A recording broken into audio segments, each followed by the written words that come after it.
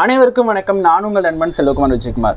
நம்ம இந்தியாவில் மட்டும்தான் ஜாதி கலவரமும் மத கலவரமும் வேற லெவல் பீக்கில் இருக்கும். ஒவ்வொரு ரீசன் சொல்லிட்டு எல்லாரும் அடிச்சுட்டு சாவாங்க. ஆனால் நான் சொல்ல போகிற ரீசனை கேட்டிங்கன்னா இதுக்கெல்லாமா ப்ரோ கொலை பண்ணாங்க அப்படிங்கிற லெவலுக்கு நீங்களே ஷாக் ஆயிடுவீங்க.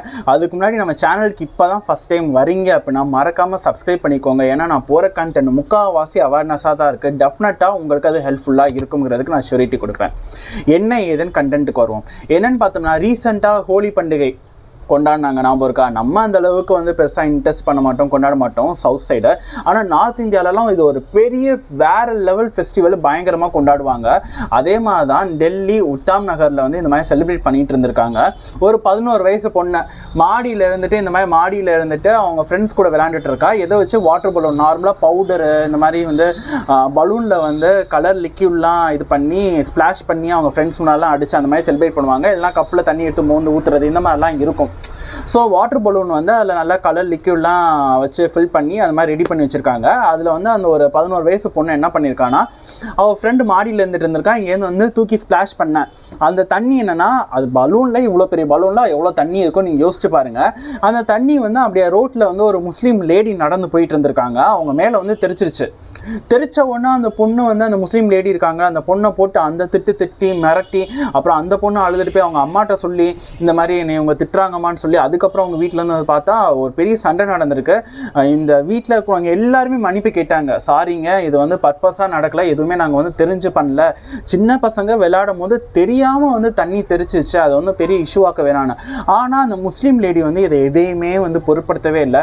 ஏன் மேலே எப்படி தண்ணி தெரிச்சிச்சு, இது நீங்கள் பிளான் பண்ணியிருக்கீங்க. நீங்கள் வந்து உங்கள் மதத்தினர் வந்து கொண்டாடுற பண்டிகையை வந்து நாங்கள் கொண்டாடல, நாங்கள் ரோட்டில் நடந்து போகிறோம், எங்கள் மேலே நீங்கள் தெரிக்கணுங்கிறக்காகவே வந்து பண்ணணுங்கிறக்காகவே நீங்கள் பிளான் பண்ணியிருக்கீங்க அப்படிங்கிற மாதிரி ஒரு அலிகேஷன் வைக்கிறாங்க. இந்த மாதிரி கன்வர்சேஷன் போயிட்டே இருந்துட்டு இவங்க வீட்டில் இருக்கிற அந்த சின்ன பாப்பாவோட வீட்டில் இருக்கிற எல்லாரும் சொல்லி சாரி கேட்டு ஓகே இது வந்து ஓரளவுக்கு சார்ட் அவுட் ஆகிடுன்னு சொல்லி முடிச்சிட்டாங்க. இது ஒரு பிரச்சனையாகவே பெருசாக கன்சிடர் பண்ணல. ஆனால் இந்த முஸ்லீம் லேடி என்ன பண்ணியிருக்காங்க, மிரட்டியிருக்காங்க. என் மேலே தண்ணி தெரிச்சிச்சுல, நான் யாருன்னு நான் காமிப்பேன் அப்படிங்கிற லெவலுக்கு பயங்கரமாக மிரட்டிட்டு என்ன பண்ணுவோங்கிற மாதிரி போயிட்டாங்க. இந்த பக்கம் வந்து அந்த சின்ன பொண்ணோட அம்மா இருப்பாங்கல்ல, அவங்களுக்கு ஒரு பயம் வந்துருச்சு. என்னது இது, இந்த மாதிரி வந்து ஒரு எனக்கு என்னமோ தப்பாக இருக்கிற மாதிரி தெரியுது, ஏதோ பிரச்சனையாகும்னு தெரியுது, நம்ம எதுக்கும் நம்ம தம்பிகிட்ட சொல்லுவோம்னு சொல்லிட்டு 26 வயசு அந்த பையன் பேர் தருண், அந்த பையனை வர சொல்லியிருக்காங்க. கரெக்டாக பார்த்தோம்னா ஒரு 30-40 நிமிஷத்துலேயே பார்த்தோம்னா அந்த பொண்ணோட வீட்டில் ஒரு 15-20 பேர் பெரிய பெரிய ராடு, இரும்பு ராடு, பெரிய பெரிய கட்டை, மரக்கட்டையெல்லாம் எடுத்துகிட்டு வந்து சண்டை போடுறதுக்காக வெயிட் பண்ணிட்டு இருக்காங்க. இந்த பையன் வந்தவன், அந்த தருண் வந்தவன் உள்ளக்கு வந்துட்டு என்னது இது, எதுக்காக சண்டை போடுறீங்க கேட்டப்ப இந்த விஷயத்தை தெரிஞ்சுட சொல்கிறான். என்ன இது ஒரு சின்ன தண்ணி தானே தெரிச்சிச்சு, அதுக்காகலாம் வந்து நீங்கள் வந்து இப்படி சண்டை போடுவீங்கன்னு கேட்டதுக்கு அது ஒரு வீடியோலாம் வந்துச்சு. நான் ஆக்சுவலாக வந்து இன்ஸ்டா ஷார்ட்ஸில் போட்டிருந்தேன். அது என்ன இதுக்கெல்லாம் அடிக்கிறீங்களான்னா கேட்டிருப்பாங்க. அதுக்கு போட்டு அந்த கட்டையை வச்சு எல்லாம் சேர்ந்து அடின்னு அடிக்கிறாங்க. சுற்றி நிற்கிறவங்களால ஒன்றுமே பண்ண முடியல. ஏன்னா இது வந்து பார்த்தீங்கன்னா எதர்ச்சியாக நடந்ததை வச்சு இது பண்ணுற மாதிரி எனக்கு ஒரு விஷயம் புரியவே இல்லை. ஆனால் இது என்னமோ ரொம்ப நாளாக ப்ரீ பிளான்டாக பண்ணி நம்ம கையில் சிக்கிட மாட்டாங்களே, இதை வச்சு நம்ம ஒரு பிரச்சனையை கிரியேட் பண்ணிட முடியாதா அப்படிங்கிற லெவலுக்கு வந்து வந்துச்சு. எதுக்கு, தண்ணி தெரிச்சதுக்கு அந்த லேடி போய் அங்கே சொல்லி 15-20 பேர் வந்து அந்த பையனை 26 வயசு ஆனால் அந்த தருண்கிறவனை அடிச்சு அதே இடத்துல கொலை பண்ணிட்டாங்க. யோசிச்சு பாருங்க. எதுக்கு? ஹோலிங்கிற ஒரு பண்டிகை வந்து நம்ம விழா வந்து எதுக்குங்க கொண்டாடுவோம்? நல்லா ஜாலியாக வீட்டோட டைம் ஸ்பெண்ட் பண்ணுவோம். இருக்கிற ஸ்ட்ரெஸ்ஸு, ஒர்க் ஸ்ட்ரெஸ்ஸு, லைஃப்பில் இருக்கிற ஸ்ட்ரெஸ்ஸு, ப்ரெஷர் எல்லாத்தையும் தூக்கி போட்டு நிம்மதியாக இருக்கலாங்கிறக்காக தான் கொண்டாடுறது. ஆனால் அந்த இடத்துல தண்ணி தெரிச்சிச்சே அப்படிங்கிற ஒரு ரீசனுக்காக கொலை பண்ணுற லெவலுக்கு போகிறாங்கன்னா எவ்வளோ ஒரு மட்டமான கேவலமான மக்களாக இருப்பாங்கன்னு யோசிச்சு பாருங்களேன். இந்த மாதிரி மக்கள்லாம் டெல்லியில் வந்து ஏர் குவாலிட்டி இண்டெக்ஸ் ரொம்ப கம்மியாக இருக்குன்னா சொன்னாங்க. ஏன் இவங்களுக்குலாம் ஒன்றும் ஆகாதா? இல்லை ஆல்ரெடி இந்த மாதிரி மக்கள்லாம் விஷக்கிருமிகளாக இருக்கிறனால இவங்க வந்து சுவாசிச்சா ஒன்றும் ஆகாதோ அப்படிலாம் எனக்குலாம் தோணுச்சு. இதுக்கு சில பேர் சொல்லுவாங்க, என்ன ப்ரோ நீங்கள் வந்து ஹிந்துனால நீங்கள் ஹிந்துக்கு சப்போர்ட்டாக பேசுகிறீங்க, அவங்க முஸ்லீம்னால நீங்கள் வந்து அப்போஸ் பண்ணி பேசுகிறீங்களா? அப்படிலாம் கிடையவே கிடையாது. இந்த மாதிரி கமெண்ட் பண்ணுற தற்குறிங்களும் சரி, அந்த மாதிரி இருக்கிற தற்குறிங்களும் சரி, ஜாதி மத பெருமையை பெனாத்திட்டு பீத்திட்டு திரிகிற எல்லாத்துக்குமே இது ஒரு விஷயந்தான். அந்த இடத்துல வந்து ஹிந்து அண்ட் முஸ்லீம் அப்படியே கான்ட்ராஸ்டாக வைஸ் வர்ஸாவாக இந்த பக்கம் இருந்தாலும் நான் இப்படி தான் பேசியிருப்பேன், இதை தான் பண்ணியிருப்பேன். இது வந்து நமக்கே இவ்வளோ பற்றிட்டு வருதுன்னா டாக் ஆஃப் த டவுன் ஆயிடுச்சு. லிட்ரலி எல்லாரும் இதை பற்றி பேசிகிட்டு இருந்திருக்காங்க. அங்கே இருக்க இப்போ சிஎம்ஏ எந்த லெவலுக்கு வந்துட்டாங்கன்னா அந்த 15லேருந்து 20 பேர் இருக்காங்கல்ல அவங்க மேலே ஆக்ஷன் எடுத்தே ஆகணும்னு சொல்லிட்டு ஒரு லெவலுக்கு வந்துட்டாங்க. கடைசியில் பார்த்தா அந்த லெவல் வந்து கொஞ்சம் வந்தது அப்படியே அமர்ந்த மாதிரி இருக்கிறதப்போ அவங்க அப்பா வந்து இன்டர்வியூலாம் எடுத்து பேட்டிலாம் கொடுத்துருக்காரு.